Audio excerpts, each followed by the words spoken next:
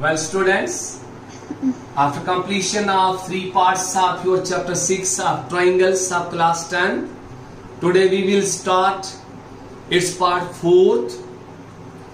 आज पार्ट 4 था पढ़ेंगे, जैसा मैंने पार्ट 3 में आपको बता दिया था, बेसिक प्रोपोर्शनलिटी थ्योरम 6.1 थी।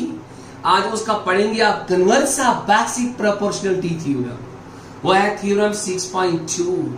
तो उसका स्टेटमेंट कैसा होना चाहिए वो तो आपको बिल्कुल क्लियर हुआ होगा।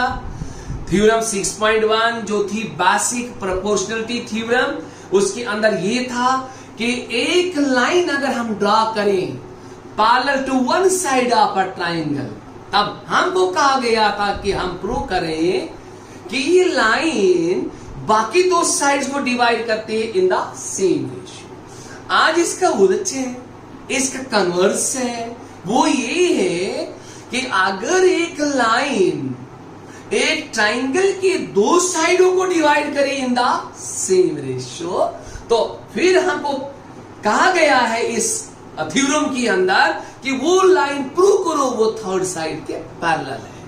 तो इसके लिए हमने लिया है कॉन्ट्राडिक्शन प्रूफ। आइए इस स्टेटमेंट तो मैंने आपको सुना लिया, आप बुक के माध्यम से देख सकते हैं। Theorem 6.2 means converse of basic proportionality theorem का स्टेटमेंट बुक से देख सकते हो। तो स्टेटमेंट क्या है, एक ट्राइंगल है ABC जिसमें एक लाइन DE, इसको फिर से बताओ मैं, आप इसको एक्सटेंड कर सकते हैं, L लाइन लिख सकते हो। तो ये लाइन DE साइड AB और साइड AC मींस दो साइडों को, ट्राइंगल की दो साइडों को डिवाइड करती है इन द सेम रेशियो। तो हमको प्रूव करना है कि ये लाइन ये DE थर्ड साइड मतलब BC के पैरेलल हो, ये प्रूव करना है। तो ये स्टेटमेंट में लिखा है। तो आइए इसका गिवन पहला वाला पार्ट देखिए, triangle ABC in which DE divides AB and AC in the same ratio, मतलब DE ने AB और AC को बराबर रेशियो में बांटा। वो रेशियो क्या है, उसका रिजल्ट है that is AD upon DB, AD upon DB is equal AE upon EC, AE upon EC। ये फिर अब प्रूव क्या करना है, प्रूव करना है, to prove means DE parallel to BC। अब DE को BC के पैरेलल हम प्रूव करें।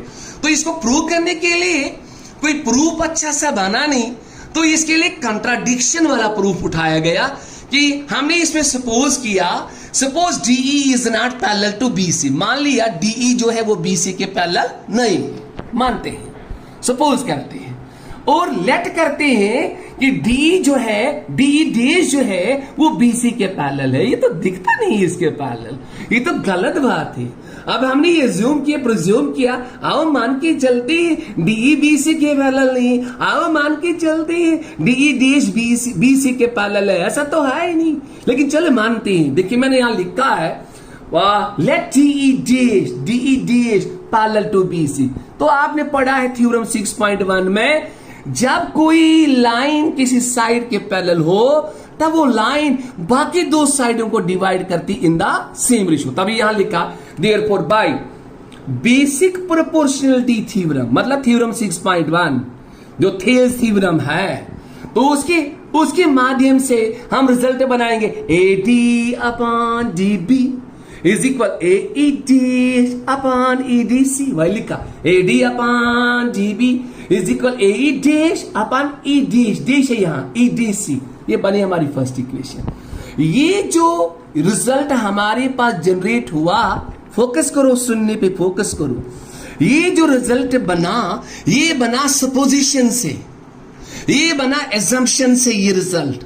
लेकिन नीचे लिखा मैंने but AD upon DB is equal AE upon EC, ये हमारी सेकंड इक्वेशन, ये गिवन में लिखा है, गिवन में लिखा है। तो ये गिवन वाला स्टेटमेंट कभी भी इसको आप डिनाई नहीं कर सकते हो, इससे आप इनकार नहीं कर सकते हो। एजम्पशन वाला, ये सपोजिशन वाला, ये तो करेक्ट है, ये तो गिवन वाला स्टेटमेंट है। अब इन दोनों को हम मर्ज करेंगे, कंबाइन करेंगे।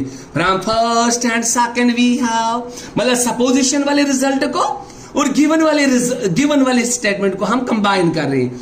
तो दोनों में LHS इक्वल है, तो दोनों में बनेगा RHS इक्वल टू RS। आया AE dash upon E dash is equal AE upon EC। आपको पता होना चाहिए जब बीच में इक्वलिटी हो, इधर की रेशियो उधर की रेशियो जब लिखा जाए दोनों इक्वल है, वो तभी इक्वल हो सकता है। नोट करें पॉइंट को, जब उसका न्यूमरेटर इसका न्यूमरेटर बराबर हो, इसका डिनोमिनेटर उसका डिनोमिनेटर बराबर हो, then we can say both the ratios are equal, otherwise कहना बेकार है।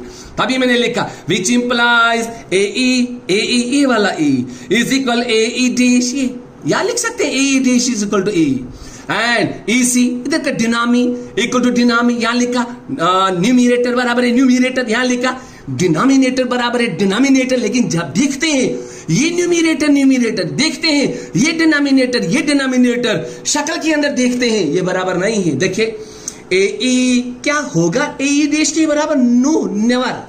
क्या EC होगा बराबर A डैश के? No never.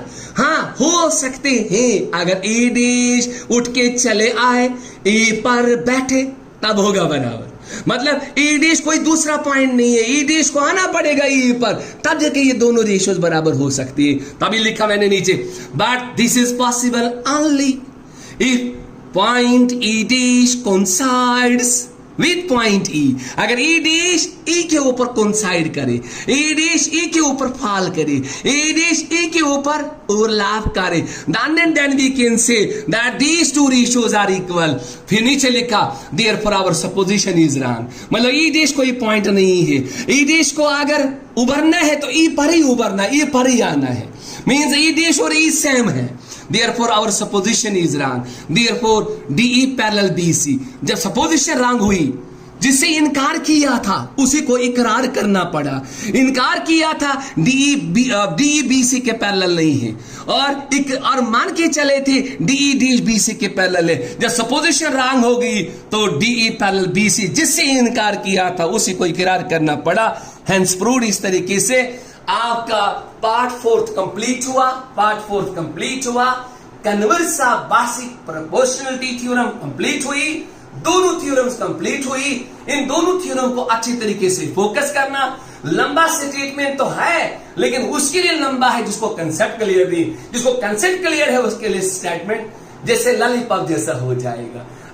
तो मैं आपको यही रिक्वेस्ट करूं तो ये दोनों थ्योरम को फोकस करें। पहले वाले थ्योरम में है एक लाइन एक साइड के पैरेलल, तो प्रूव करना है वो लाइन बाकी दो साइडों को डिवाइड करती है इन द सेम रेशियो। दूसरी वाले थ्योरम में एक लाइन दो साइडों को डिवाइड करती है इन द सेम रेशियो, वो प्रूव करना है वो लाइन जो है वो थर्ड साइड के पैरेलल है। तो जब ये दोनों थ्योरम आपके दिल दिमाग के ऊपर छा जाएंगी तो हम अगले पार्ट में इन पार्ट 5 हम एक्सरसाइज 6.2 को डिस्कस करेंगे। Thanks a lot.